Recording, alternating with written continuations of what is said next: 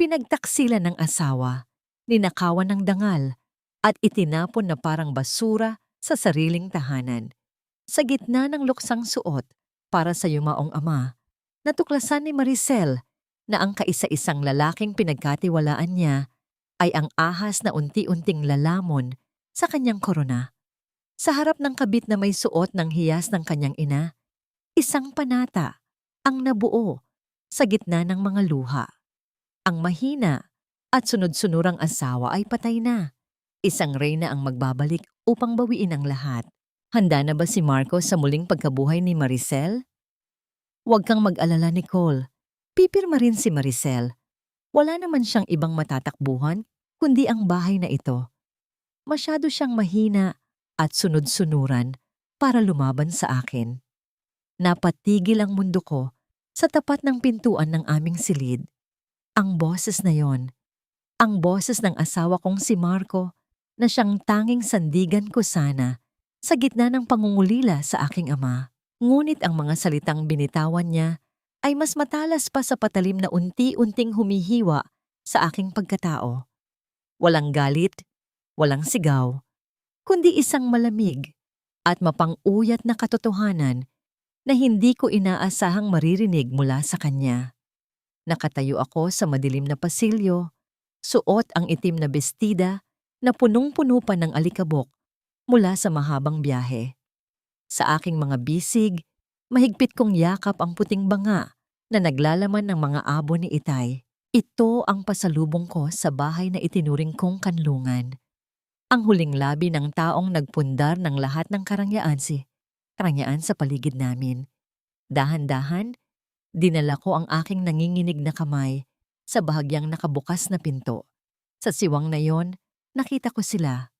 Si Marco, ang lalaking pinaglingkuran ko ng 10 taon, ay nakaupo sa gilid ng kama habang nakayakap sa kanya si Nicole, ang aking sekretarya, ang babaeng itinuring kong kapatid.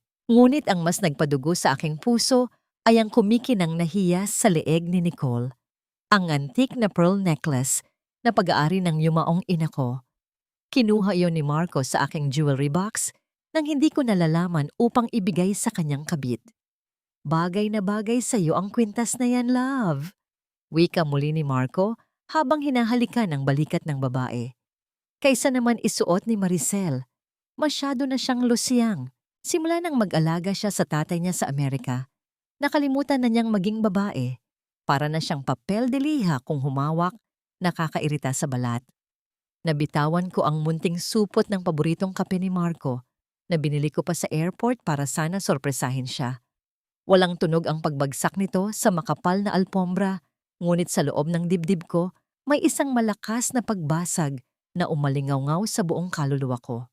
Tiningnan ko ang aking mga kamay, magaspang. May mga bakas ng pagod mula sa pag-aalaga kay Itay. At ang mga kuko ay wala ng kulay dahil inilaan ko ang bawat segundo para sa aking pamilya. Ito ba ang kapalit? Ang bawat sakripisyo ko, ang bawat gabing hindi ako natulog upang mapanatiling maayos ang lahat, ay itinuturing lang palang basura at kapangitan sa mga mata ng asawa ko? Naramdaman ko ang pag-akyat ng pait sa aking lalamunan. Gusto kong sumigaw. Gusto kong pumasok sa silid na yon at saktan silang dalawa. Pero nang titingnan ko ang banga ni Itay, tila naramdaman ko ang lamig nito na humahaplos sa aking balat, na tila nagsasabing magtiis ako. Huwag dito, huwag ngayon. Napansin ko ang anino ni Liza, ang aming 6 na taong gulang na anak, na natutulog sa kabilang silid. Kung hahayaan kong magpadala ako sa galit ngayon, ano kaya ang maaaring mangyari sa kanya?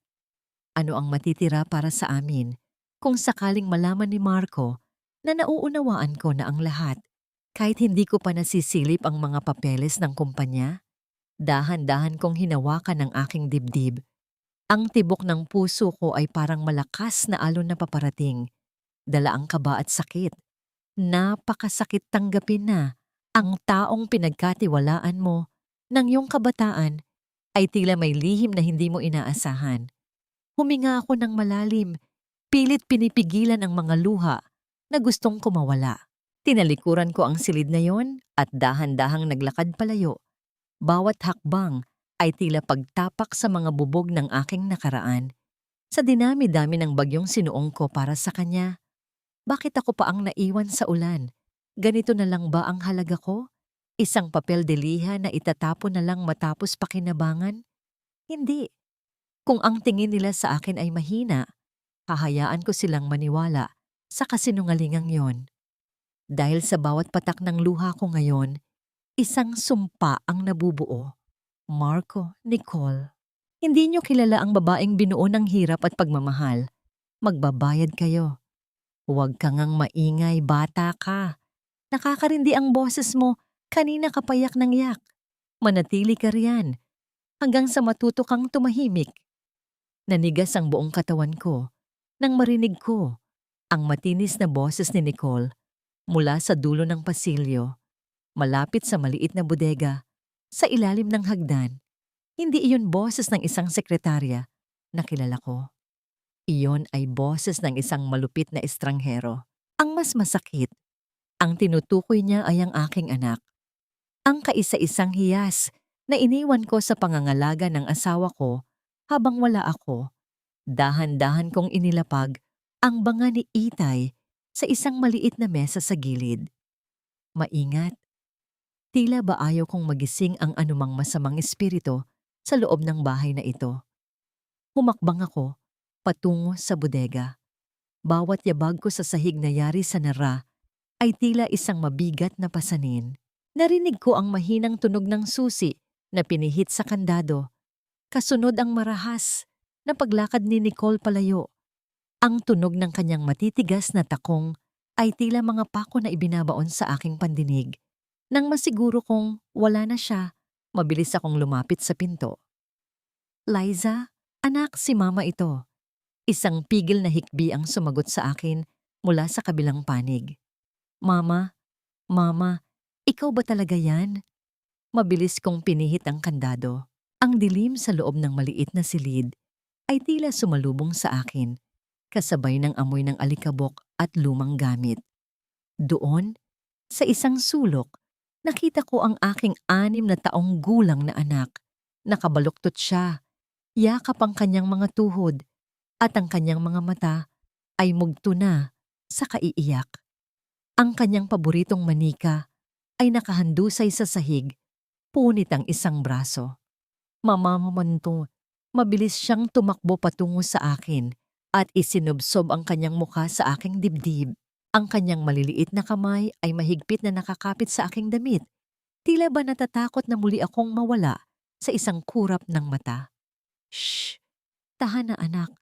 Nandito na si mama. Hindi ka na muling masasaktan. Bulong ko habang hinahaplos ang kanyang buhok. Ang bawat paghikbi niya ay tila isang saksak sa aking puso. Paano niya nagawang pabayaan ito? Paano niya hinayaang may manakit sa sarili naming anak sa loob pa mismo ng aming tahanan? Maraan kong inilayo si Liza upang masuri ang kanyang kalagayan. Sa ilalim ng mahinang ilaw sa pasilyo, may napansin akong kakaiba. Sa kanyang kaliwang braso, may maliit ngunit kapansin-pansing bahid na kulay ube, tila marka ng isang mahigpit na paghawak o pagkakapisil. Anak, saan galing ito? Mahina kong tanong, kahit na alam ko na ang sagot. Si Tita Nicole po. Sabi niya, wag daw po akong maingay kasi may ginagawa sila ni Papa. Tapos, sinaktan niya po ako nung pilit ko siyang tinatanong kung kailan ka darating. Sumbong ni Liza ang boses niya ay nanginginig pa rin sa takot. Tila tumigil ang pagdaloy ng dugo sa aking mga ugat. Ang galit na kanina ay apoy na nagliliyab sa aking dibdib ay biglang naging yelo, malamig, matigas at mapanganib. Hindi lang pala ang dangal ko ang kinuha nila. Maging ang kaligtasan ng anak ko ay tinalapastangan na rin nila. Sa sandaling iyon, alam kong hindi ako pwedeng magpadalos-dalos. Kung susugurin ko sila ngayon ng walang plano, baka gamitin ni Marco ang kanyang kapangyarihan upang ilayo sa akin si Liza. Kailangan kong maging matalino. Kailangan kong isuot ang maskara ng isang sunod-sunurang asawa hanggang sa makuha ko ang lahat ng kailangan ko upang wasakin sila. Anak, makinig ka kay mama, sabi ko habang tinititigan ko siya ng diretso sa mga mata. Huwag mong sasabihin kay Papa o kay Nicole na nakita mo ako rito sa bodega. Pumasok ka sa kwarto mo, magkunwari kang natutulog. Bukas, magugulat sila na nandito na ako. Pero tandaan mo, kahit anong mangyari, hinding-hindi ka na muling hahawakan ng babaeng yon. Pangako yan ni Mama. Tumango si Liza. Ang tiwala sa kanyang mga mata ay muling nabuhay. Nang makaalis siya patungo sa kanyang kwarto, naiwan akong mag-isa sa dilim ng pasilyo. Tumingin ako sa direksyon ng aming silid, kung saan naroon ang 2 taong nagtaksil sa akin. Marahan kong hinaplos ang pasa sa aking isipan, ang pasang iniwan nila sa aking kaluluwa. Ganito na lang ba ang itatagal ng pagtitiis ko? 1 gabi pa? 1 linggo? Nabalik lamang ang aking diwa nang marinig ko ang pagbukas ng pinto ng aming silid at ang yabag ni Marco na papalapit sa akin. Mabilis kong pinahid ang aking mga luha at inayos ang aking sarili. Itinago ko ang apoy sa aking mga mata at pinalitan ito ng hitsura ng isang pagod at wasak na byuda. Maricel, kanina ka pa ba riyan? Bakit hindi ka pumasok sa loob? Tanong ni Marco. Ang boses niya ay puno ng pekeng pag-aalala na tila ba walang bahid ng katotohanan. Tiningnan ko siya at sa unang pagkakataon, hindi pag-ibig ang naramdaman ko, kundi isang matinding pandidiri. Ngunit ngumiti ako ng bahagya. Isang matamlay at malungkot na nangiti. Kakarating ko lang, Marco. Pagod na pagod ako. Gusto ko na sanang magpahinga. Ngunit bago pa man siya makasagot, nakita ko ang isang bagay sa kanyang kamay na lalong nagpatibay sa aking desisyon na hinding-hindi ko siya mapapatawad. Isang dokumento. Isang kasulatan na may pamagat na Deed of Assignment of Shares. Mabuti at nandito ka na. Sabi niya habang iniaabot ang panulat. Kailangan nating pirmahan ito para hindi na tayo mahirapan sa mga papeles ni Itay. Para na rin sa kinabukasan niyo ni Liza. Tiningnan ko ang papel. Pagkatapos ay ang kanyang mukha. Gaano kalalim ang iyong kasamaan, Marco? Ganito ba kabilis ang iyong plano? Nahubaran ako ng lahat? Tinitigan ko ang panulat na hawak ni Marco. Ang pilak nitong katawan ay tila kumikinang sa ilalim ng ilaw ng chandelier. Tila isang pangil ng ahas na handang tumurok sa aking huling pag-asa. Nararamdaman ko ang kanyang titig, mapanuri, naghihintay, at puno ng pagkukunwari. Marco, pasensya na. Mahina kong sabi. Ang boses ko ay sadyang ginawa kong gumaralgal. Ang nanginginig kong mga kamay. Hindi ko pa kayang humawak ng kahit anong mabigat na desisyon ngayon. Hayaan mo munang ilaga ko ang mga abo ni Itay sa altar. Hindi ko kayang sikmurain na pag-usapan ang ari-arian habang ang huling labi niya ay narito pa sa aking bisig. Nakita ko ang panandaliang pagkairita sa kanyang mga mata. Isang mabilis na pagkunot ng noo na agad din niyang binura ng isang pekeng buntong hininga. Siyempre Maricel, intindihin kita. Pero sana maunawaan mo rin na ginagawa ko ito para hindi na tayo mahirapan sa mga susunod na araw. Sige, magpahinga ka na muna. Hinalikan niya ako sa noo. Isang halik na dati ay nagpapakalma sa akin, ngunit ngayon ay tila lason na dumidikit sa aking balat. Tumalikod ako at naglakad patungo sa aking silid, bit-bit ang huling dangal ng aking ama. Kinaumagahan, bago pa man magising ang lahat, mabilis akong nagtungo sa opisina ni Attorney Santos, ang pinakapinagkakatiwalaang abogado ni Itay. Ang kanyang opisina ay amoy lumang papel at tabako, isang amoy na nagpapaalala sa akin ng kaligtasan. Iha, alam ko kung ano ang nangyayari. Bungad sa akin ni Attorney Santos habang iniabot ang isang lumang panyo, ang panyong laging gamit ni Itay. Huwag kang mag-alala. Hindi ka iniwan ng iyong ama na walang sandata. Alam ni Don Armando na may lihim na ambisyon si Marco. Bago siya pumanaw sa Amerika, binago niya ang kanyang huling testamento. Nanlaki ang aking mga mata.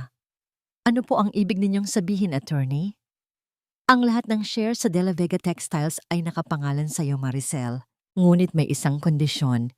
Hindi ito maaaring ilipat, ibenta, o ibigay sa kahit kanino sa loob ng 10 taon nang walang pahintulot ng Board of Directors kung saan ako ang nakaupong chairman. At higit sa lahat, may iniwan siyang trust fund para kay Liza na ikaw lamang ang may kontrol. Ang dokumentong pinapapirmahan sa iyo ni Marco, isang panlilin lang yon upang makuha ang iyong power of attorney. Isang mapait na nangiti ang sumilay sa asam ni Boss sa aking mga labi. Salamat, Itay. Kahit wala ka na, ikaw pa rin ang nagpoprotekta sa amin. Attorney, kailangan ko ng tulong niyo. Seryoso kong sabi. Gagawa tayo ng pekeng dokumento. Hahayaan ko siyang maniwala na nakuha na niya ang gusto niya.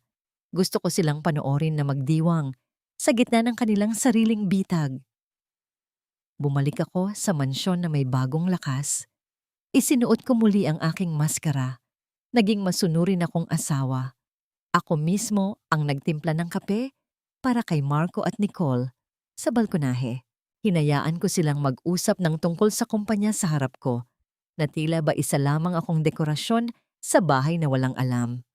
Maricel, pakidala naman ng extra sugar para sa kape ko. Utos ni Nicole habang nakasandal sa upuan. Ang kanyang mga binti ay nakapatong sa isa pang silya na tila siya na ang reyna ng tahanan. Ngumiti ako ng tipid. Sige Nicole, sandali lang. Sa bawat hakbang ko sa kusina, ninanamnam ko ang kanilang kapangahasan. Hinayaan ko ang aking mga kamay na magmukhang papel de liha sa kanilang paningin dahil sa paglilinis at pag-aasikaso. Habang sa loob ng aking isipan ay unti-unti ko nang binubuo ang kanilang pagkawasak. Ngunit ang pasensya ko ay sinubok ng hapong yon. Pababa ako ng malaking hagdanan, bitbit ang ilang gamit ni Liza nang makasalubong ko si Nicole sa itaas na bahagi. Walang ibang tao sa paligid. Alam mo, Maricel, hanga rin ako sa tibay ng sikmura mo. Bulong ni Nicole, ang kanyang boses ay puno ng pait. Nakakayanan mong pagsilbihan, ang lalaking gabi-gabi ay sa akin bumabalik. Hindi ka ba nandidiri sa sarili mo? O sadyang wala ka na talagang halaga, kaya kahit tira-tira na lang ay tinatanggap mo? Tumigil ako at tiningnan siya ng diretso sa mga mata. Nicole, ang bahay na ito ay itinayo sa pawis ng aking ama. Ang bawat baitang ng hagdang tinituntungan mo ay pag-aari ko. Tandaan mo yan. Isang nakakangilong tawa ang pinakawalan niya. Pag-aari mo? Hanggat hawak ni Marco ang leeg mo, wala kang pag-aari rito. At dahil masyado kang matapang, hindi ko inaasahan ang sumunod na nangyari. Sa isang mabilis at marahas na pagkilos, naramdaman ko ang malakas na pagtulak ni Nicole sa aking balikat. Nawalan ako ng balanse. Ang aking mga paa ay tila lumutang sa hangin at ang mundo ay nagsimulang umikot sa aking paningin. Naramdaman ko ang bawat sakit ng pagtama ng aking katawan sa matitigas na baitang ng hagdan. Ang tunog ng aking pagbagsak ay umalingaw-ngaw sa katahimikan ng mansyon. At bago tuluyang magdilim ang aking paningin, nakita ko ang nakakalokong ng ngiti ni Nicole mula sa itaas. Kasunod ang kanyang pekeng sigaw ng saklolo. Marco! Tulong! Si Maricel, nahulog sa hagdan. Ang malamig na sahig na yari sa marmol, ang huling bagay na naramdaman ng aking pisngi bago tuluyang lamunin ng dilim ang aking paningin. Ngunit sa gitna ng malabong hininga, narinig ko ang mabilis na yabag ng mga paa, ang tunog ng mga takong ni Nicole na tila nagdiriwang sa bawat hakbang, at ang boses ni Marco na puno ng huwad na pangamba. Maricel, anong nangyari? Nicole, tumawag ka ng ambulansya! Sigaw ni Marco. Naramdaman ko ang kanyang mga kamay sa aking balikat. Sinubukan niyang iangat ang aking ulo, ngunit ang bawat galaw ay tila isang kuryenteng humahaplos sa aking gulugod. Iminulat ko ng bahagya ang aking mga mata. Nakita ko ang mukha ni Marco, malapit na malapit, ngunit ang kanyang mga mata ay hindi nakatingin sa aking mga sugat. Nakatingin siya sa suot kong kwintas, ang isa pang hiyas na iniwan ni Itay. Tila ba tinitimbang kung kailan niya ito makukuha. Nahulog siya, Marco. Bigla na lang siyang nawalan ng balanse. Sinubukan ko siyang saklolohan, pero huli na. Hikbi ni Nicole, ang galing niyang umarte. Kung hindi ko lang naramdaman ang marahas niyang pagtulak, baka naniwala pa ako sa kanyang mga luha. Lumipas ang ilang oras at nagising ako sa loob ng isang puting silid. Amoy gamot, amoy kalungkutan. Nakita ko si Marco na nakaupo sa tabi ng aking kama. Hawak ang isang folder na kulay asul. Hindi bulaklak, hindi pagkain, kundi mga papel ang sumalubong sa aking pagbabalik diwa. Mabuti at gising ka na, Maricel. Sabi ng doktor, wala namang bali. Pero kailangan mong magpahinga ng matagal. Malambing niyang sabi. Ngunit ang kanyang boses ay tila isang patalim na nakatapat sa aking leeg. Alam mo, habang wala kang malay, nag-usap ang mga board members ng De La Vega Textiles. Nagkakagulo sila. Kailangan ng kumpanya ng matatag na liderato para hindi tayo bumagsak. Kailangan mo na talagang pirmahan ito para ako na ang bahala sa lahat habang nagpapagaling ka. Tinitigan ko ang mga dokumento. Alam ko ang laro niya. Gagamitin niya ang aking aksidente upang ipakita sa lahat na wala na akong kakayahang mamuno. Sa paningin niya, ako ay isang basag na baso na wala ng silbi kundi ang itapon. Marco, hindi ko kayang mag-isip ng maayos. Masakit pa ang ulo ko. Bulong ko. Pilit na ginagawang paos ang aking boses. Huwag kang mag-alala. Ako na ang magbabasa para sa'yo. Pirma mo na lang ang kailangan. Isipin mo si Liza, Maricel. Kung babagsak ang kumpanya, anong ititira natin sa anak natin? Gusto mo bang maghirap siya? Ang pagbanggit niya sa pangalan ni Liza ang naging mitya ng aking determinasyon. Gagamitin niya ang sarili nating anak upang takutin ako. Doon ko napatunayan na wala na ngang natitirang piraso ng puso sa lalaking ito. Inabot ko ang panulat. Ang aking kamay ay sadyang nanginginig ng husto. Pinirmahan ko ang dokumento, ngunit hindi ang aking tunay na lagda ang inilagay ko. Ito ang turo ni Attorney Santos, isang pirma na mukhang sa akin, ngunit may isang maliit na detalye na magpapatunay sa korte na ito ay ginawa sa ilalim ng pamumuwersa at hindi opisyal. Sa madaling salita, ang papel na hawak niya ay walang saysay na basura. Salamat, Maricel. Magpahinga ka na. Ako na ang bahala sa lahat. Wika niya sabay mabilis na pagtiklop sa dokumento. Tila ba natatakot na bawiin ko ito? Hindi man lang niya ako tinanong kung gutom ba ako o kung kumusta ang pakiramdam ko. Mabilis siyang lumabas ng silid, bitbit ang kanyang tagumpay. Naiwan akong mag-isa sa katahimikan ng ospital. Ngunit hindi nagtagal, bumukas muli ang pinto. Si Nicole ang pumasok. Wala na ang maskara ng kanyang pag-iyak. Nakasuot na siya ng bagong damit. Isang mamahaling bestida na halatang galing sa pera ng kumpanya ko. Akala mo ba tapos na, Maricel? Ngayong hawak na ni Marco ang pirma mo, wala ka na talagang puwang sa buhay niya. Pang-uuyat ni Nicole habang tinitingnan ang kanyang mga kuko. At huwag mong asahan na makakabalik ka pa sa mansyon ng ganoon kadali.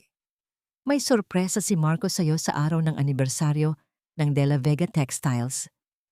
Anong sorpresa, Nicole? Tanong ko habang nananatiling nakahiga. Hinahanda ang aking sarili sa susunod na hagupit. Ngumiti siya ng nakakaloko. Isang nangiti na puno ng lason. Maglulunsad si Marco ng isang malaking pagdiriwang at doon, sa harap ng lahat ng mga negosyante at kaibigan ng tatay mo, ia-anunsyo niya ang ating engagement. Ipapalit niya ang pangalan ko sa pangalan mo. At ikaw, mananatili ka na lang na isang ala-ala ng nakaraan. Isang asawang may sakit at hindi na kailangan. Naramdaman ko ang mabilis na pagtibok ng aking puso. Engagement? Habang kasal pa kami.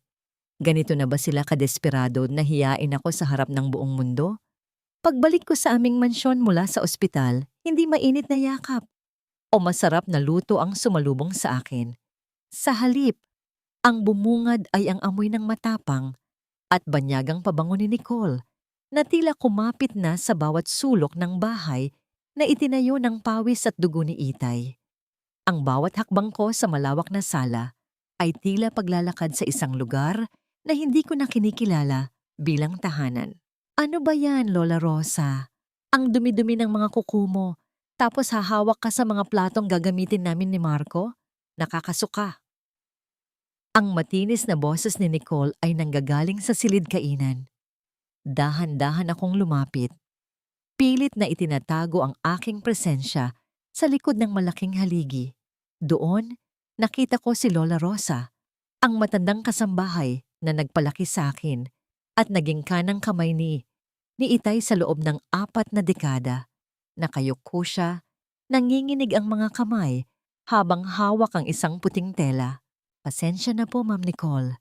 Katatapos ko lang po kasing linisin ang mga paso ng halaman ni Don Armando sa labas. Paborito niya po kasi ang mga iyon. Mahinang sagot ni Lola Rosa. Ang boses ay puno ng pagpapakumbaba. Don Armando, patay na ang matanda, Rosa. At sa bahay na ito, ako na ang dapat mong sundin. Simula ngayon, bawal nang hawakan ang mga halaman na yan. Ang papangit, parang ang may-ari lang dati. Uyam ni Nicole sabay marahas na pagbuhos ng mainit na kape sa sahig, malapit sa paanan ng matanda. Naramdaman ko ang pagbaon ng aking mga kuko sa aking palad. Gusto kong sumugod. Gusto kong sampalin ang babaeng iyon hanggang sa magmakaawa siya. Ngunit naalaala ko ang payo ni Attorney Santos. Huwag kang magpapadala sa galit, Maricel. Hayaan mo silang maging kampante sa kanilang kasamaan. At isa pa, patuloy ni Nicole habang tinitingnan si Lola Rosa mula ulo hanggang paa. Wala na kaming budget para sa mga luma at mabagal na katulong. Marco and I decided na kailangan na ng mga bagong mukha rito. Kaya Rosa, mag-impake ka na, layas. Pero ma'am, wala po akong matutuluyan. Dito na po ako tumanda. Si Maricel. Kailangan po ako ni Maricel. Pagsusumamo ng matanda. Ang mga luha ay nagsimulang pumatak sa marumi niyang apron. Wala akong pakialam. At huwag mong mabanggit-banggit ang pangalan ng losyang na asawa ni Marco sa harap ko. Umalis ka na, bago ko patawagin ang security at ipakaladkad ka sa labas. Hindi ko na napigilan ang aking sarili. Lumabas ako mula sa aking pinagtataguan. Nicole, tama na. Gulat na napalingon si Nicole, ngunit agad ding napalitan ang kanyang ekspresyon ng isang mapang-uyat na ngiti. Oh, nandito na pala ang ating patient. Nakabalik ka na pala mula sa iyong munting bakasyon sa ospital. Narinig mo naman siguro ang sinabi ko, di ba? O kailangan ko pang ulitin sa wikang maiintindihan ng isang tulad mong mahina ang ulo? Hindi ko siya sinagot. Nilapitan ko si Lola Rosa at hinawakan ang kanyang mga nanginginig na kamay. Ang haplos ng pasasalamat sa taong hindi ako iniwan. Lola Rosa, huwag na po kayong umiyak. Magpahinga muna kayo sa kwarto nyo. Ako na ang bahala rito. Maricel, hiya. Pasensya na. Bulong ng matanda habang hinahaplos ang aking pisngi. Ang init ng kanyang palad ay tila nagbigay sa akin ng lakas na kailangan ko. Nang makaalis si Lola Rosa, hinarap ko si Nicole. Masyado kang mabilis, Nicole. Hindi pa tapos ang laban. Ang pagpapaalis mo kay Lola Rosa ay isang pagkakamaling pagsisihan mo. Talaga? At sino ang magpapatigil sa akin? Si Marco? Oh, please, Maricel. Kasama siya sa desisyong ito. Masyado ka na kasing pabigat.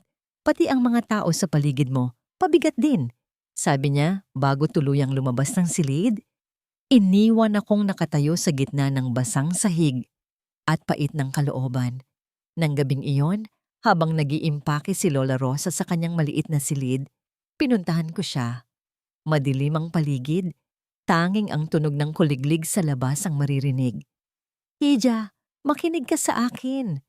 Bulong ni Lola Rosa habang may kinukuha sa ilalim ng kanyang unan. Isang maliit, kalawangin ngunit matibay na susi ang inilagay niya sa aking kamay. Ito ang susi sa lihim na vault ni Don Armando, sa hacienda, sa probinsya. Hindi ito alam ni Marco. Sabi ng iyong ama, ibigay ko lang ito sa iyo kapag naramdaman ko nang nasa panganib ka na. Gamitin mo ito, Maricel. Doon mo mahahanap ang tunay na lakas ng mga De La Vega. Tinitigan ko ang susi. Isang maliit na bagay na may dalang malaking pag-asa. Ngunit bago pa ako makapagpasalamat, narinig namin ang marahas na pagkatok sa pinto. Rosa, anong tinatagal-tagal mo riyan? Sabi ko, layas na.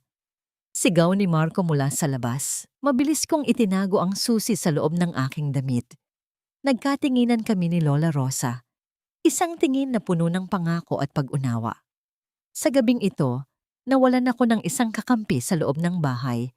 Ngunit nakakuha naman ako ng sandata na babali sa mga plano ni Marco. Isang linggo ang lumipas mula nang lisanin ni Lola Rosa ang mansyon. Sa loob ng mga araw na yon, nanatili akong tahimik. Hinayaan ko silang isipin na ako ay tuluyan ng nasira, isang aninong naglalakad sa sariling bahay. Ngunit sa ilalim ng aking matamlay na anyo, ang bawat gabi ay inilaan ko sa pakikipag-ugnayan kay Attorney Santos at pag-aaral sa mga lihim na dokumento ni Itay. Ngayong araw ang unang pagpupulong ng Board of Directors ng De La Vega Textiles matapos ang pagpanaw ni Itay. Ayon sa plano ni Marco, ito ang araw na formal niyang iaanunsyo ang kanyang ganap na kapangyarihan gamit ang dokumentong pinapirmahan niya sa akin sa ospital. Pumasok ako sa opisina nang hindi nagpapaalam sa kahit kanino. Ngunit hindi na ako ang Maricel na gusot ang damit at mugto ang mga mata. Nakasuot ako ng isang itim na silk power suit, ang aking buhok ay maayos na nakapusod at ang aking mga labi ay may kulay ng matapang na pula. Ang bawat paghakbang ng aking sapatos sa makintab na sahig ng lobby ay tila isang babala sa bawat taong makakarinig. Napatigil ang mga empleyado sa kanilang ginagawa. Narinig ko ang kanilang mga bulungan, ang pagtataka sa kanilang mga mukha. Si Mama Maricel ba yan? Bakit tila ibang tao ang nakikita ko? Hindi ko sila pinansin. Diretso ang tingin ko sa pintuan ng boardroom. Sa loob, naririnig ko na ang malakas na boses ni Marco. Gaya ng nakasaad sa dokumentong nilagdaan ng aking asawa, ako na ang hahawak ng lahat ng desisyon sa kumpanyang ito. Si Maricel ay kasalukuyang nagpapagaling at ipinagkakatiwala niya sa akin ang lahat. Binuksan ko ang pinto nang walang pag-alinlangan. Ang tunog ng pagtama ng pinto sa dingding ay tila isang kulog na nagpatahimik sa buong silid. Masyado kayatang nagmamadali, Marco.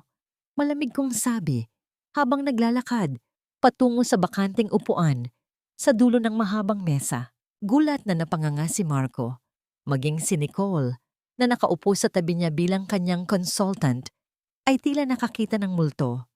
Ang kanyang mga kamay na kanina ay nakahawak sa braso ni Marco ay biglang bumitaw. Maricel, anong ginagawa mo rito? Sabi ko sa'yo, magpahinga ka lang sa bahay. Sabi ni Marco, pilit na ibinabalik ang kanyang awtoridad sa boses. Nagpahinga na ako ng sapat, Marco. At sa tingin ko, oras na para ako naman ang magsalita sa harap ng board. Sagot ko habang inilalapag ang aking bag sa mesa. Tumayo si Attorney Santos mula sa kanyang upuan sa kabisera. Mga kasama sa board, nais kong ipakilala sa inyo ang tunay at nag-iisang tagapagmana ng De La Vega Textiles, si Ma'am Maricel De La Vega. Teka, may hawak akong dokumento. Pinirmahan ito ni Maricel. Sigaw ni Marco habang inilalabas ang asul na folder. Attorney Santos, alam mo ang nilalaman nito. Ngumiti si Attorney Santos, isang ngiting puno ng kahulugan. Iyan nga ang problema, Mr. Ilustre. Ang dokumentong hawak mo ay wala ng bisa. Una, dahil ang pirma sa loob niyan ay hindi tumutugma sa opisyal na lagda ni Ma'am Maricel sa Securities and Exchange Commission. At pangalawa, dahil ang aming huling audit ay nagpapakita ng malaking kakulangan sa pondo ng kumpanya sa ilalim ng iyong pansamantalang pamumuno. Nasaan ang 10 milyong pisong inilaan para sa bagong warehouse? Namutla si Marco. Tumingin siya kay Nicole na tila naghahanap ng maisasagot, ngunit maging ang babae ay hindi makapagsalita. Marco, pinagkatiwalaan ka ni Itay hindi dahil sa galing mo, kundi dahil sa pag-aakala niyang mahal mo ako, sabi ko habang tinititigan ko siya ng matalim. Ngunit ginamit mo ang tiwalang yon upang nakawin ang kaban ng kumpanyang ito para sa sarili mong luho. Mula sa sandaling ito, sinuspinde ng board ang iyong karapatang pumirma sa anumang transaksyon. Isang matandang ginoo ang tumayo sa dulo ng mesa, si Mr. Tan, ang pinakamalaking dayuhang partner ng De La Vega Textiles at matalik na kaibigan ni Itay.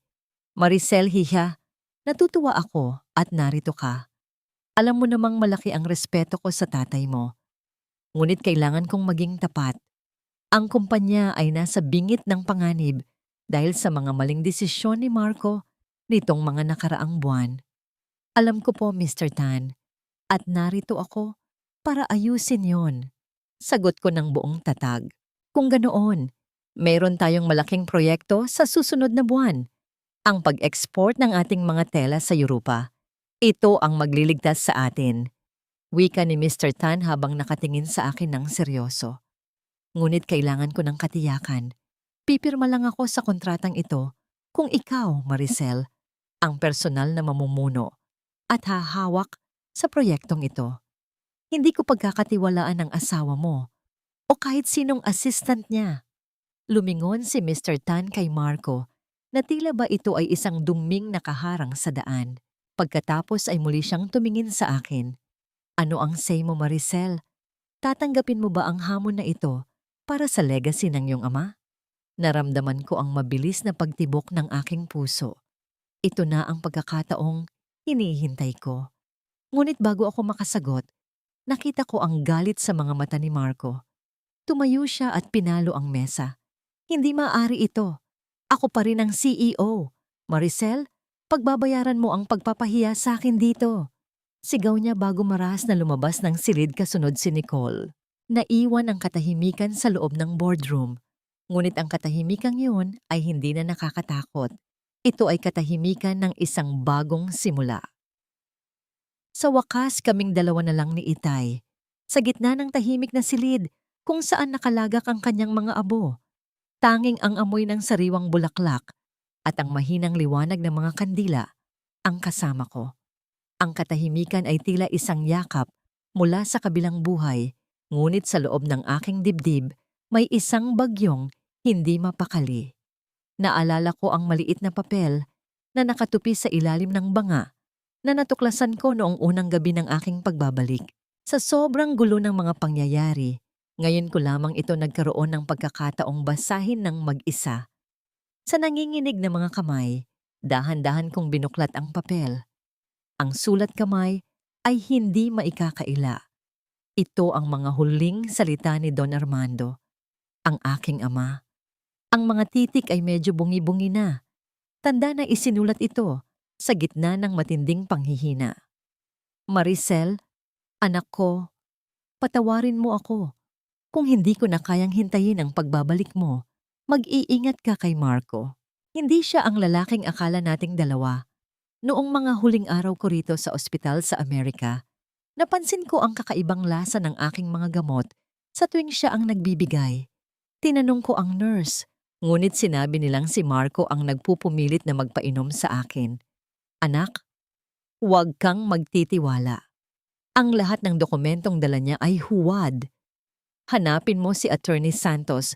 Mahal na mahal kita. Tila tumigil ang pag-ikot ng mundo ko. Ang bawat salita ay parang isang kidlat na tumama sa aking puso. Hindi lang pala pagnanakaw sa kumpanya ang ginawa ni Marco. Hindi lang pala pangangalo niya. Pinabilis niya ang pagpanaw ng aking ama. Ang aking Itay, ang taong nagbigay sa kanya ng lahat, ang taong tumuring sa kanya bilang sariling anak, ay pinagtaksilan niya hanggang sa huling hininga nito. Naramdaman ko ang pag-init ng aking mga mata. Ang mga luha ay pumatak sa papel, na tila ba nakikiramay sa pait ng katotohanan. Ngunit kasabay ng mga luhang yon ay ang isang matinding alab ng galit. Ang galit na ito ay hindi na basta galit ng isang asawang niloko. Ito ay galit ng isang anak na ninakawan ng pagkakataong makasama pa ang kanyang ama. Hayop ka, Marco! Bulong ko sa hangin. Isinusumpa ko. Hindi ka lang mawawalan ng yaman, mawawalan ka rin ng laya. Hindi nagtagal. Nakarinig ako ng mahinang tunog ng pagpihit ng doorknob. Mabilis kong itinago ang sulat sa loob ng aking damit at pinahid ang aking mga mata. Pumasok si Nicole. Suot ang isang manipis na pantulog na tila ba siya na ang may-ari ng buong palapag na ito. Oh, nandito ka pa pala, Maricel? Nagsumbong ka na ba sa tatay mo? Akala mo ba nakuha mo na ang lahat dahil lang kinampihan ka ni Mr. Tan sa boardroom? Pang-uuyat ni Nicole habang humahakbang ng marahan patungo sa altar. Hindi ako sumagot. Nanatili akong nakatalikod. Tinititigan ng banga ni Itay. Huwag kang masyadong kampante. Patuloy ni Nicole, ang kanyang boses ay puno ng lason. May mga bagay na hindi kayang ayusin ng mga abogado o ng mga matatandang negosyante. Sa tingin mo ba, hahayaan lang ni Marco na makuha mo ang kumpanya ng ganoon kadali? Masyado kang kampante sa trust fund ni Liza. Pero paano kung sabihin ko sa'yo na may mga pirma kaming nakuha nung nasa Amerika pa kayo? Isang pirma na maglalipat ng lahat ng pera ni Itay sa isang offshore account sa pangalan namin. Humarap ako sa kanya. Ang aking mukha ay tila isang pader na yari sa bato. Anong sinabi mo, Nicole? Isang nakakangilong tawa ang pinakawalan niya. Ang bagal mo talaga, Maricel. Habang nagpapakapagod ka rito sa Manila, ang asawa mo ay abala sa paglilipat ng mga ari-arian sa ibang bansa. Bukas na bukas din. Baka pagising mo wala na kahit isang sentimo ang De La Vega Textiles. Isang tuyong kumpanya na lang ang ititira namin sa'yo. At ikaw at ang anak mo, mapupunta kayo sa kalsada kung saan kayo nararapat.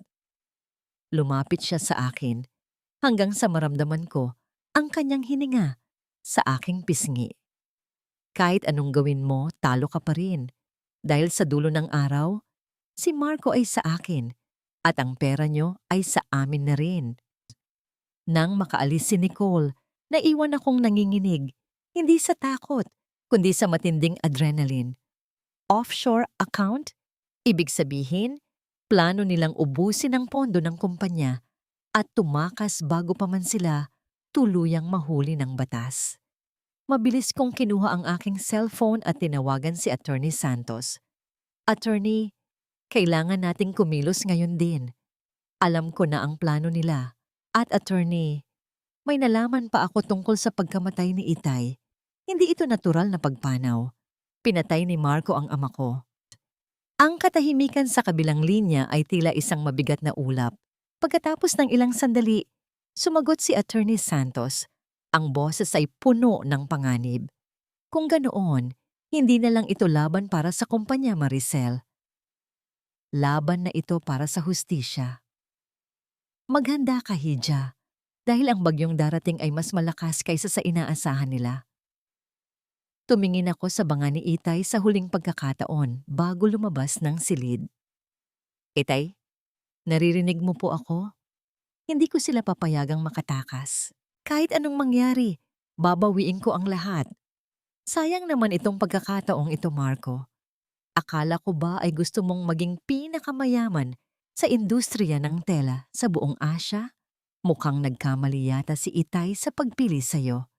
Mariin ang pagkakasabi ko niyon habang dahan-dahang inilalapag ang isang pulang folder sa ibabaw ng lamesang nara sa loob ng library ni Itay. Nakatalikod ako kay Marco, ngunit ramdam ko ang pagtigil ng kanyang paghinga. Alam ko ang kanyang kahinaan, ang kanyang nag-aalab na ambisyon na malampasan ang anino ni Don Armando at ang kanyang walang katapusang pagkagutom sa respeto na kailanman ay hindi niya nakamit ng tapat. Narinig ko ang mahinang tunog ng pag-atras ng kanyang upuan at ang marahas na paglapit ng kanyang mga yabag. Anong ibig mong sabihin, Maricel? At anong kinalaman ng matandang yan sa usapang ito? Humarap ako sa kanya ng may malamig na ngiti. Ang uri ng ngiti na hindi umaabot sa aking mga mata. May nakita akong lihim na kasunduan sa mga papeles ni Itay. Isang Golden Thread Project sa Vietnam. Napakalaking investment nito, Marco.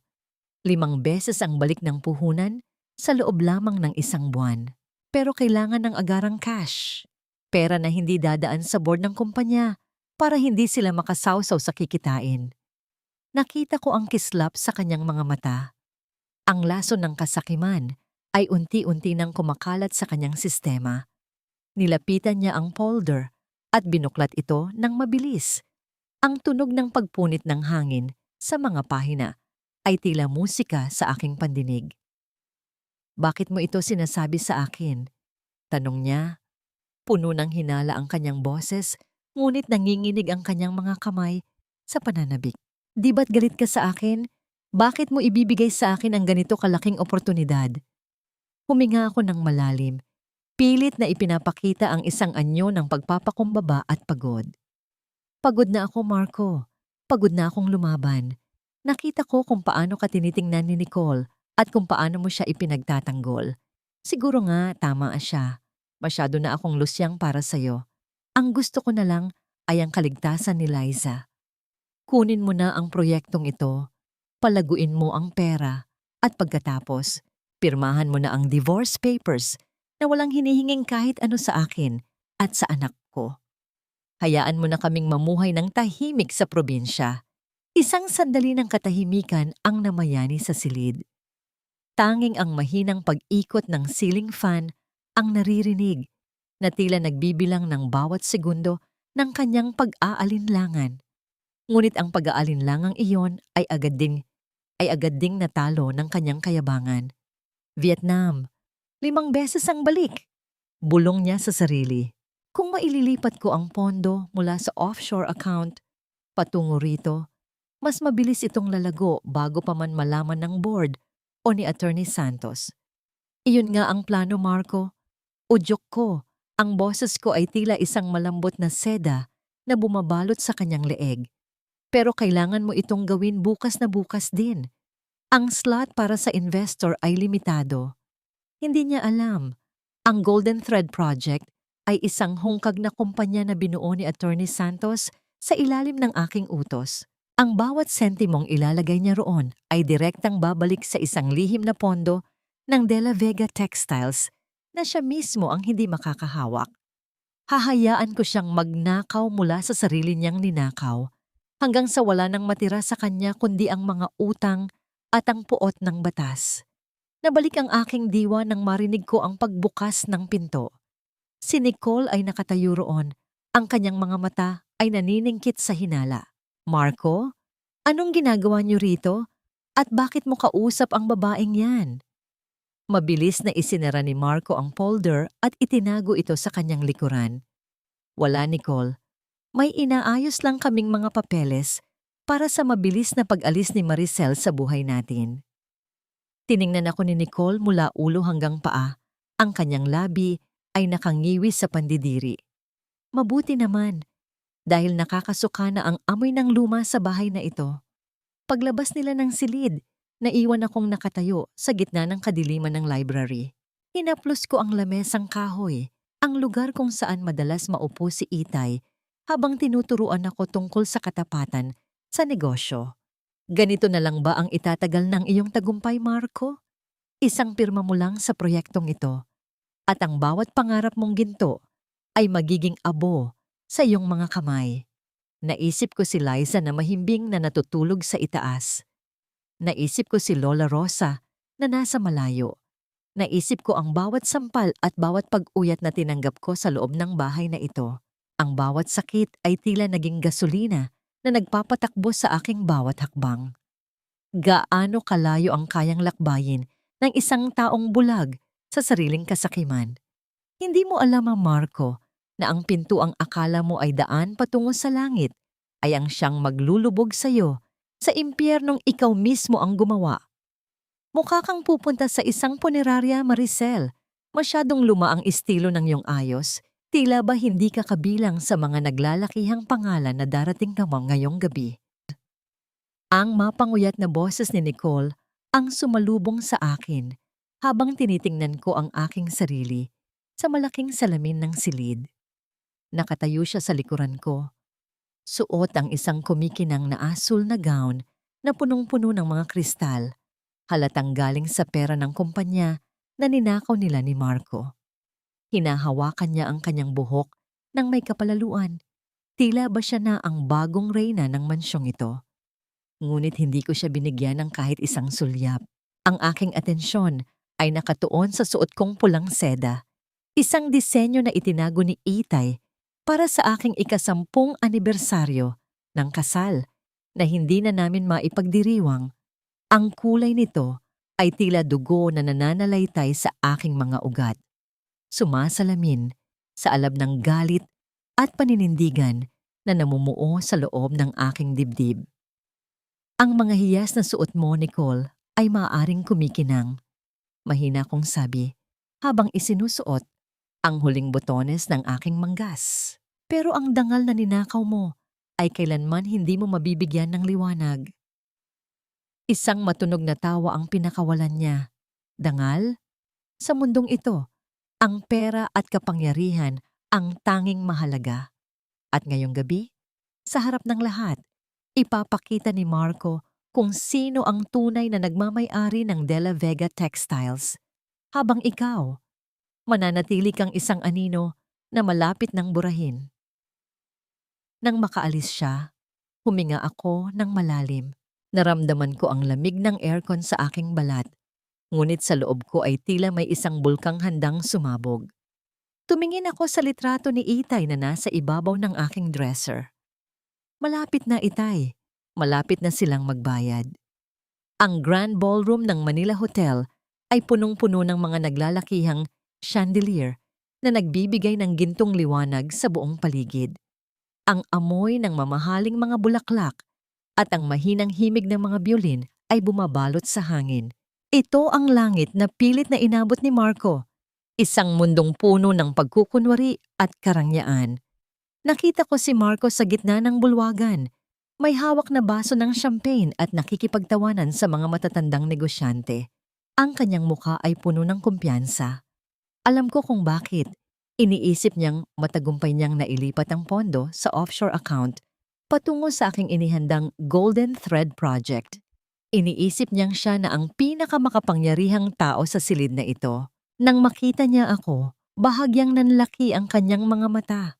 Lumapit siya sa akin.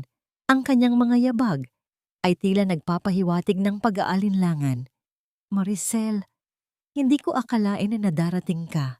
At sa kulay na yan, masyadong agaw pansin. Ito ang gabi ng anibersaryo ng kumpanya ni Itay, Marco. Sagot ko ng may katatagan. Wala akong dahilan para magtago sa dilim. Sige, magpakasaya ka muna. Bulong niya sa aking tainga. Ang kanyang boses ay tila isang babala. Dahil pagkatapos ng anunsyong gagawin ko mamaya, hindi mo na nanaisin pang ipakita ang mukha mo sa kahit kanino. Lumipas ang mga sandali at ang bawat segundo ay tila isang dahan-dahang pagpatak ng tubig sa isang punong baso.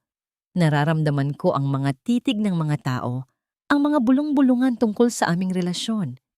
Ngunit nanatili akong nakatayo ng tuwid. Tila isang matibay na poste sa gitna ng isang darating na bagyo. Nang magsimula ang formal na programa, tumayo si Marco sa gitna ng entablado. Ang liwanag ng spotlight ay nakatutok sa kanya na tila ba siya ay isang bayani. Maraming salamat sa inyong lahat sa pagdalo sa ika-50 anibersaryo ng De La Vega Textiles. Ngayong gabi, hindi lang ang tagumpay ng kumpanya ang ating ipagdiriwang. Mayroon din akong mahalagang anunsyo na magbabago sa takbo ng aking buhay. Nakita ko si Nicole sa gilid ng entablado, nakangiti ng malapad, naghahanda na sa kanyang dakilang sandali. Hawak niya ang isang baso ng pulang alak. Ang kanyang mga mata ay nakatitig sa akin nang may panunukso. Dahan-dahan siyang lumapit sa akin habang patuloy sa pagsasalita si Marco. Ang bawat hakbang niya ay tila isang dahan-dahang pag-atake. Napakatapang mo talagang pumunta rito, Maricel. Pero alam mo ba kung ano ang mas masarap na panoorin kaysa sa anunsyo ni Marco? Tumigil siya sa mismong harap ko. Ang bango ng kanyang matapang na pabango ay tila sumasakal sa akin. Itinaas niya ang kanyang baso ng alak. Tila ba mag-aalok ng isang toast. Ngunit ang kanyang mga daliri ay dahan-dahang lumuwag sa pagkakahawak sa manipis na kristal. Ang makita kang basang-basa ng alak sa harap ng lahat ng mga bisitang ito. Ang makita kang hiyang-hiya habang ipinapakita ko sa kanila kung gaano kakawalang halaga. Bulong niya ng may pait. Naramdaman ko ang mabilis na pagtibok ng aking puso.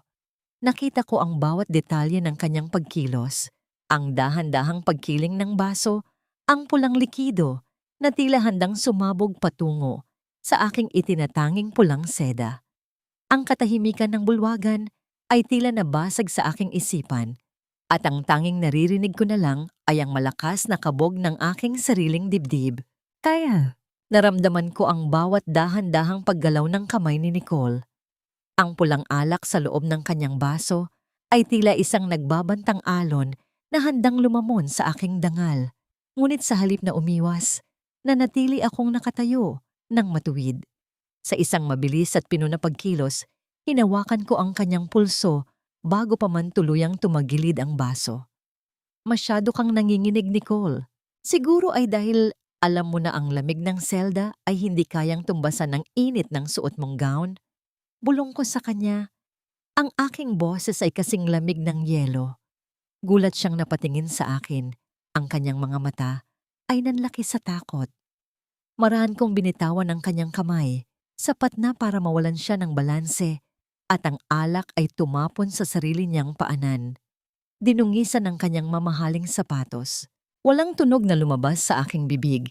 Isang matalim na tingin lamang ang ibinigay ko sa kanya bago ako tumalikod patungo sa gilid ng entablado. Sa gitna ng liwanag, patuloy si Marcos sa kanyang talumpati. And now, to show you the future of De La Vega Textiles, I present to you the Golden Thread Project, the investment that will change the industry forever. Pinihit ni Marco ang remote control para sa malaking screen sa likuran niya. Inaasahan niyang makikita ng lahat ang mga graphs at plano ng kanyang tagumpay. Ngunit ang bumungad ay hindi ang kanyang pangarap, kundi ang kanyang pinakamatinding bangungot. Ang buong ballroom ay binalot ng isang mabigat na katahimikan.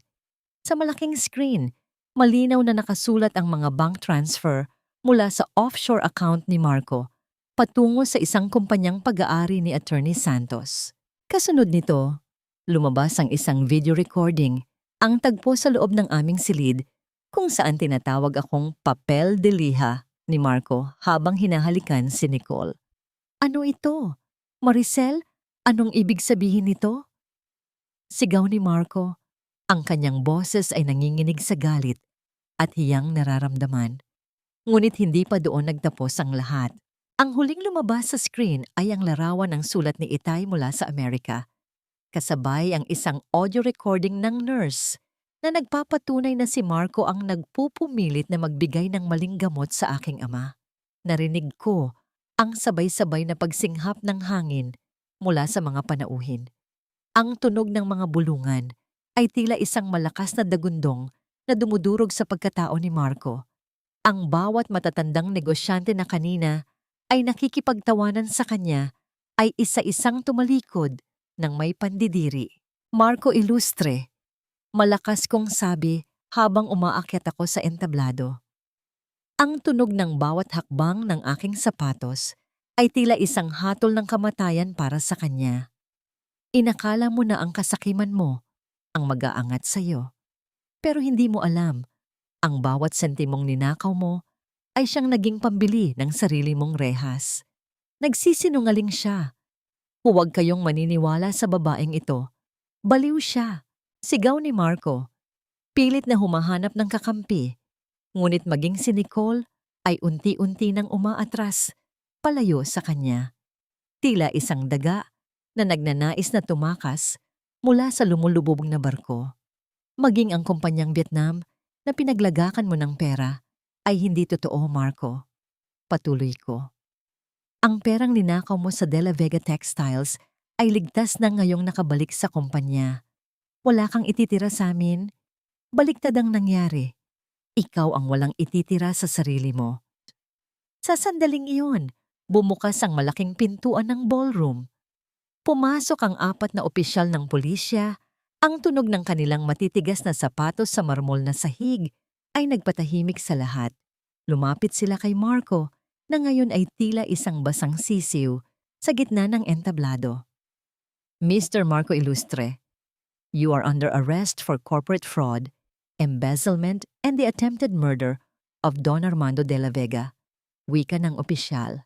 Naramdaman ko ang mabilis na pagtibok ng aking puso nang makita kong ikinandado ang mga posas sa kanyang mga kamay. Ang tunog ng paglak ng bakal ay tila ang huling tuldok sa 10 taon ng aking paghihirap. Maricel, hindi mo pwedeng gawin ito sa akin. Ako ang asawa mo. Sigaw ni Marco habang kinaladkad siya palabas ng mga pulis. Ang kanyang pagmamakaawa ay tila isang nakakarinding musika na wala ng epekto sa akin. Lumingon ako kay Nicole na sinusubukang magtago sa likod ng mga kurtina. At ikaw, Nicole, huwag mong isiping makakatakas ka. Ang mga hiyas na ninakaw mo sa nanay ko ay kinuha na ng mga awtoridad bilang ebidensya. Bukas na bukas din, susunod ka sa kanya sa kulungan para sa kasong pakikipagsabwatan at physical abuse kay Liza. Napaupo si Nicole sa sahig. Ang kanyang asul na gown ay nakakalat sa paligid niya, tila isang sirang pakpak. Wala na ang kanyang tapang, wala na ang kanyang mapang-uyat ng ngiti. Ang tanging natitira na lang ay ang takot at ang katotohanang siya ay wala ring halaga sa huli. Tumayo ako sa gitna ng entablado, tinitingnan ang buong bulwagan. Naramdaman ko ang isang malalim na ginhawa, tila isang napakabigat na bato ang naalis sa aking dibdib. Ang bawat luhang pumatak, ang bawat pasang tinanggap ni Liza, at ang bawat gabing puno ng pangungulila kay Itay, lahat ay nabigyan na ng katarungan.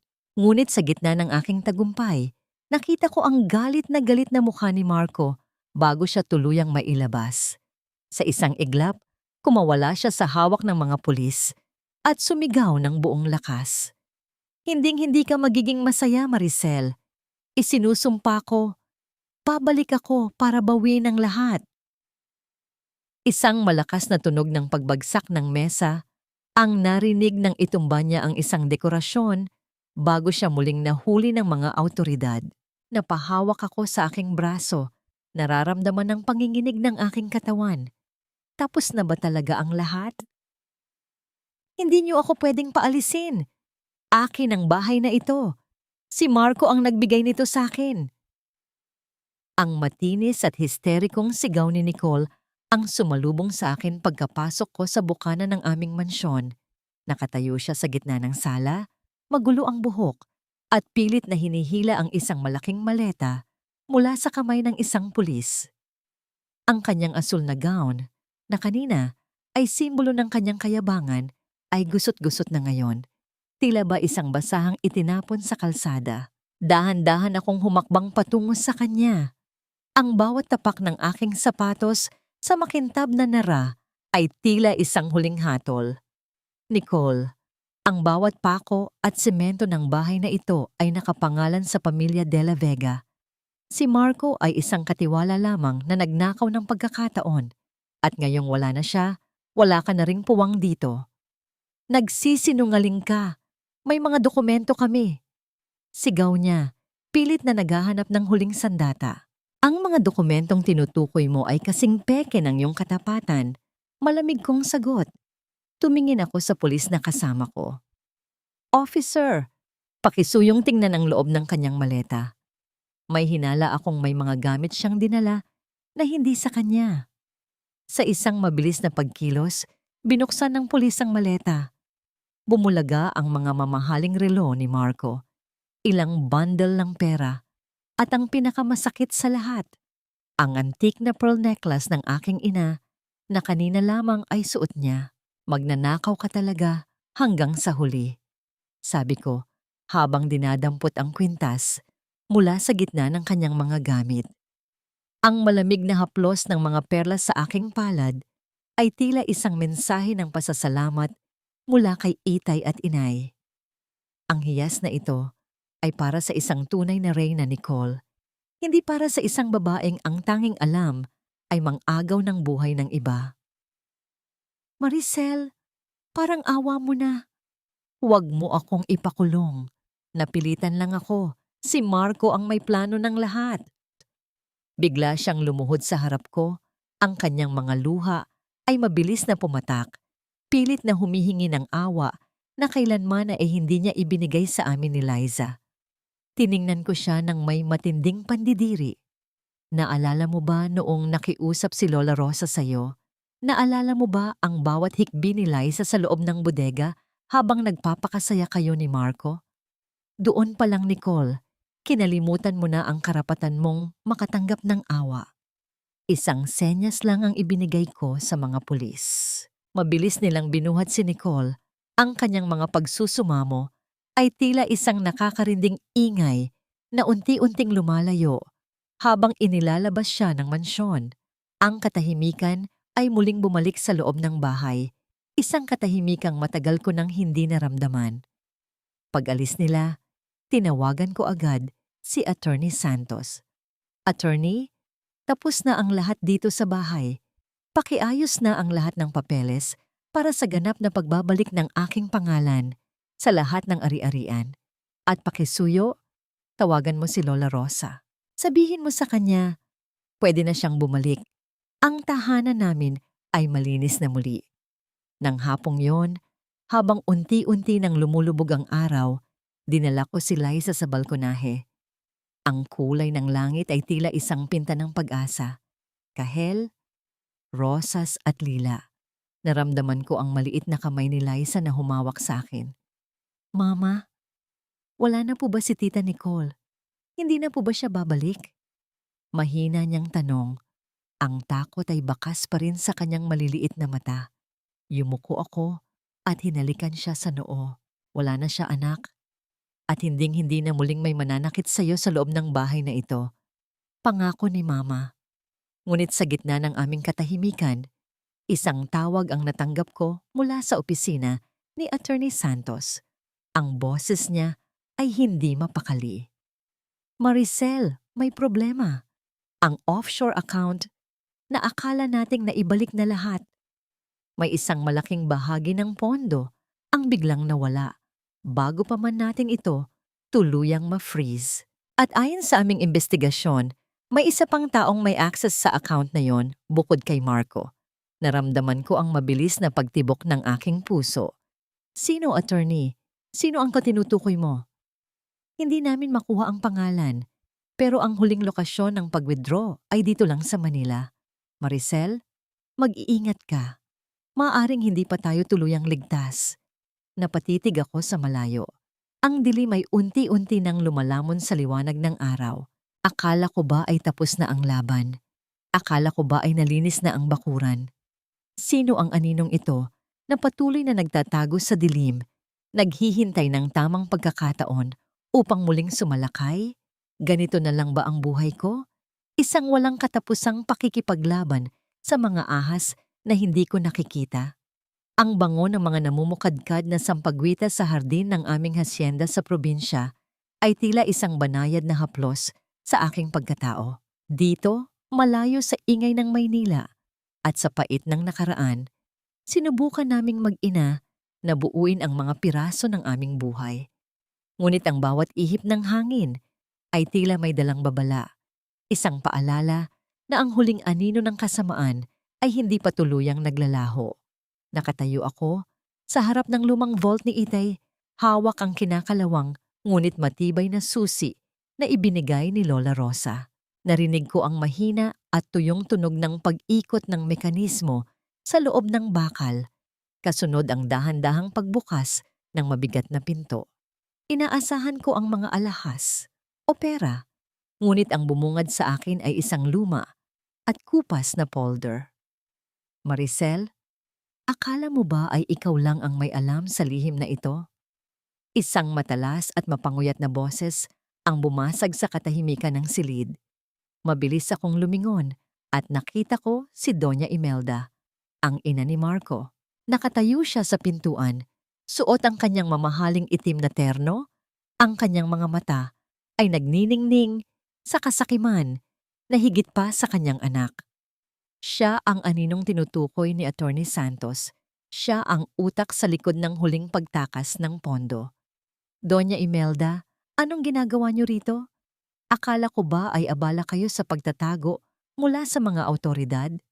Malamig kong tanong habang mahigpit na hawak ang folder.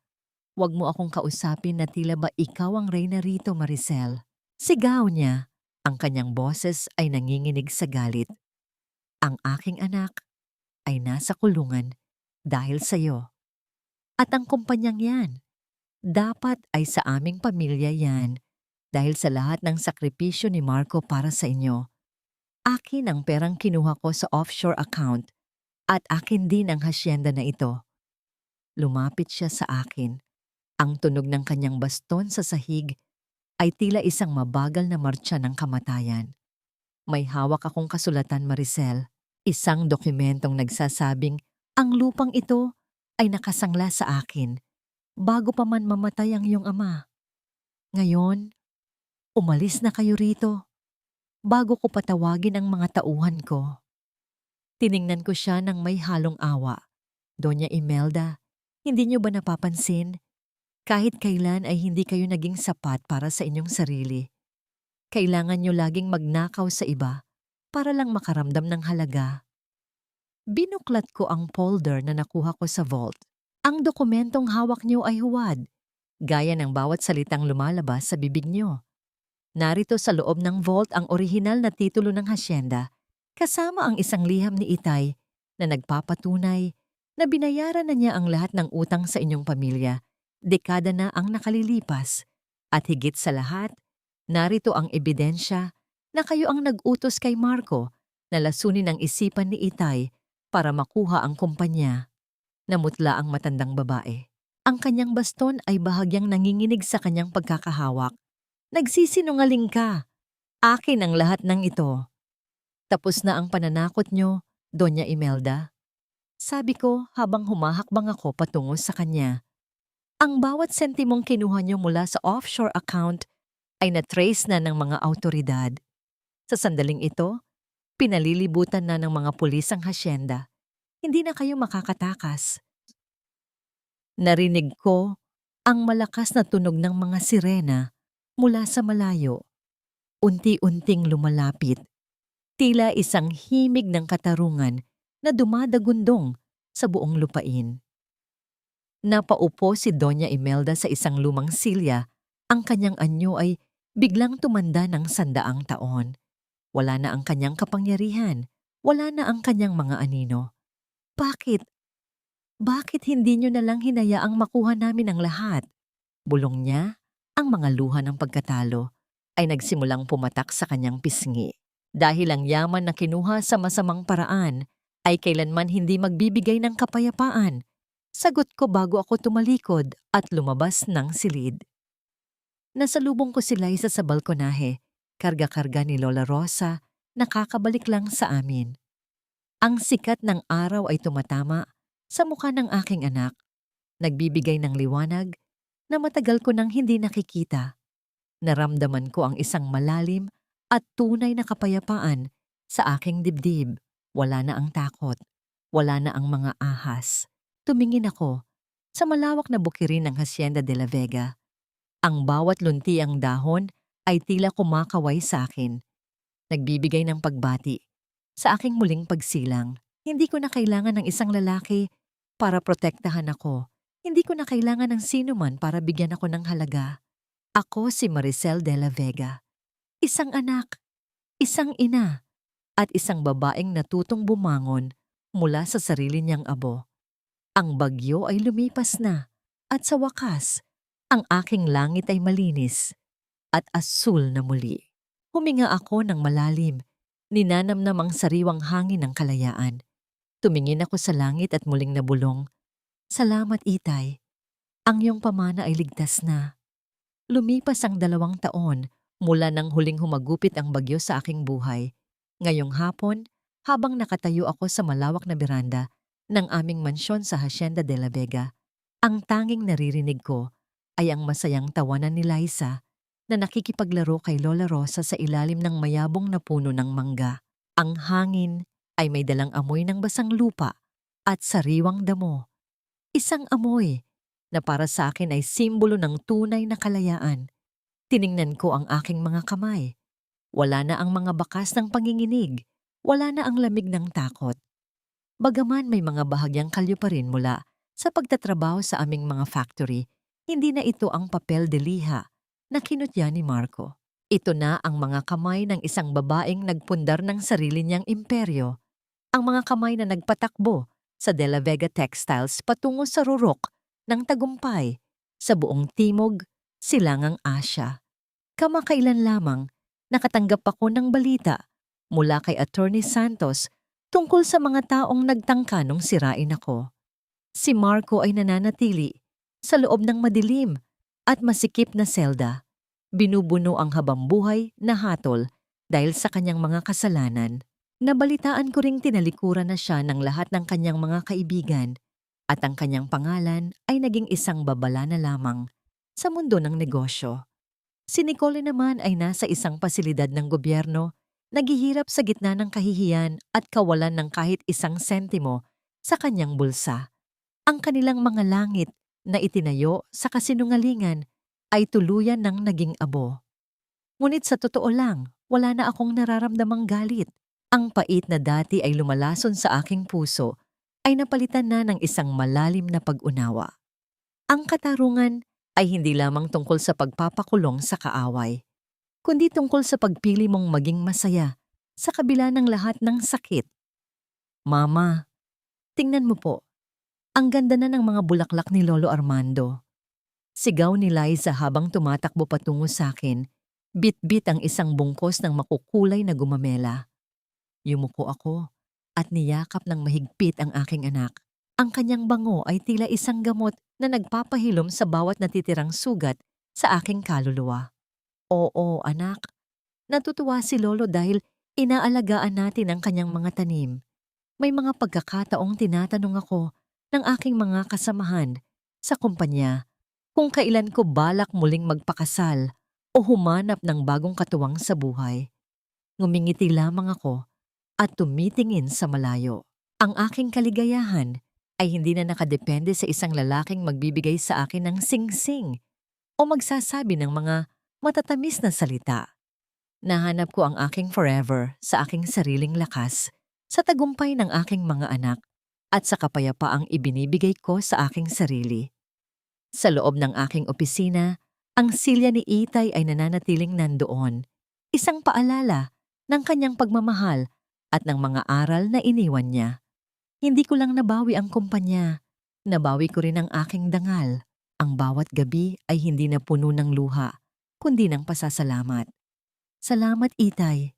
Bulong ko habang nakatingin sa papalubog na araw na nagbibigay ng gintong kulay sa buong hasyenda. Tapos na ang bawat pakikipaglaban. Ang iyong anak ay hindi na muling lalakad sa ulan ng walang proteksyon. Ako na ang aking sariling kanlungan. Huminga ako ng malalim, ninanamnam ang bawat segundo ng katahimikan. Sa wakas, ang kwento ni Maricel ay hindi na tungkol sa paghihiganti. Ito ay kwento na ng pag-ibig. Pag-ibig sa sarili, pag-ibig sa pamilya, at pag-ibig sa buhay na ikaw mismo ang muling lumikha mula sa abo ng nakaraan. Ang reyna ay narito na sa kanyang trono at ang kanyang mundo ay mas maliwanag kaysa sa anumang bituin sa langit.